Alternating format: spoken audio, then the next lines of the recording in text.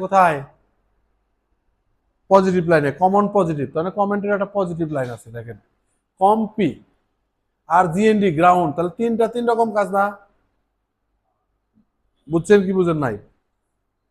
খেলাটা হচ্ছে এই পাশে, এটা কি বি ইন মানে ভোল্টেজ ইন, ভোল্টেজ ইন কোথা থেকে উঠছে দেখেন, বিপিএস পাওয়ার, এটা ব্যাটারির থেকে বা চার্জিং আইসি থেকে, ডিসি টু ডিসি আইসি থেকে একটা কয়েল হইয়া আপনার চলে গেছে এই আইসিতে। আর এটা কি বুস্ট কয়েল, এটা হচ্ছে বুস্ট কয়েল।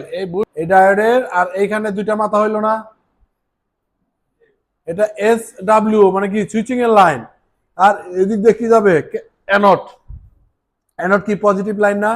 দেখেন খেলাটা কিভাবে খেলে, এটা কিন্তু এই পাশে আপনার ভিভাসের ভোল্টেজ আছে, আছে না? কারণ বুস্ট কয়েল কি শর্ট থাকে না? বুস্ট কয়েল কি শর্ট থাকে? দুই পাশে ভোল্টেজ থাকে না? আপনার এদিক এই পাশে ভোল্টেজ দিলে ওই পাশে ভোল্টেজ যাইব না? আচ্ছা, এই বুস্ট কয়েলের এইখানে কিন্তু আপনার 3.7 ভোল্ট থাকে, এই পাশেও 3.7 ভোল্টেজ থাকবে যতক্ষণ না অ্যাক্টিভ হইব।